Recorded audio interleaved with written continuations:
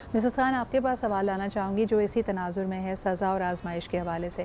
میرے خیال میں پیرنٹس کے لیے بہت مشکل گھڑی ہوتی ہے، بہت تکلیف ہوتی ہے ان کو جب ان کے بچے، چاہے بیٹا ہو یا بیٹی، اور اس کی ازدواجی زندگی خوشحال نہ ہو۔ آپ کیا سمجھتی ہیں؟ فی زمانہ طرح طرح کی لوگ باتیں بناتے ہیں۔ اگر بیٹی مشکل میں ہے تب کہا جاتا ہے کہ بھئی گھر والوں میں سے کسی کی غلطی ہوگی، لڑکی کے اعمال ایسے۔ تو جو ججمنٹ ہوتی ہے، کوئی بھی مشکل ازدواجی زندگی، یہ سزا ہے یا آزمائش ہے؟ آپ اس کو کیسے دیکھتی ہیں؟ دیکھیں، میں تو یہ کہوں گی کہ آزمائش ہی زیادہ تر ہوتی ہے۔ اللہ تعالیٰ اتنی جلدی اپنے بندوں کو سزا نہیں دیتا۔ اللہ تعالیٰ معاف کرتا ہے انسان کو۔ اللہ تعالیٰ کہتا ہے کہ میں چونکہ بندوں کو معاف کرتا ہوں تو آپ میں بھی یہ چیز ہونی چاہیے کہ آپ بھی بندوں کو معاف کریں اور ان سے اچھی صلاح مشورہ ان کے ساتھ رکھیں، ان کے ساتھ اچھی صحبت میں رہیں، اچھا ان کے لیے سوچیں، ان کو forget and forgive ان کو کرتے رہیں۔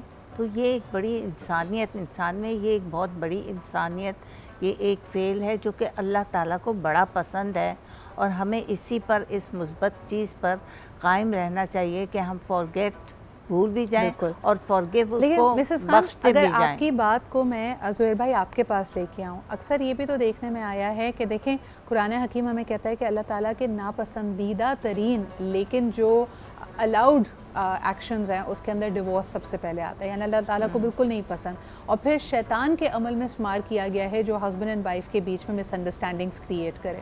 اکثر یہ دیکھنے میں آیا ہے کہ اگر آپ کسی کے گھر میں کوئی بدگمانیاں پیدا کرتے ہیں، اختلافات کی وجہ بنتے ہیں، کہیں نہ کہیں اس کا مکافات عمل ہوتا ہے، یعنی اگر آپ نے کسی کی بچی کا گھر توڑوایا تو دیکھنے میں آتا ہے کہ پھر آپ بھی خود اس آزمائش سے گزرتے ہیں۔ اس کو آپ کیسے سمجھیں گے؟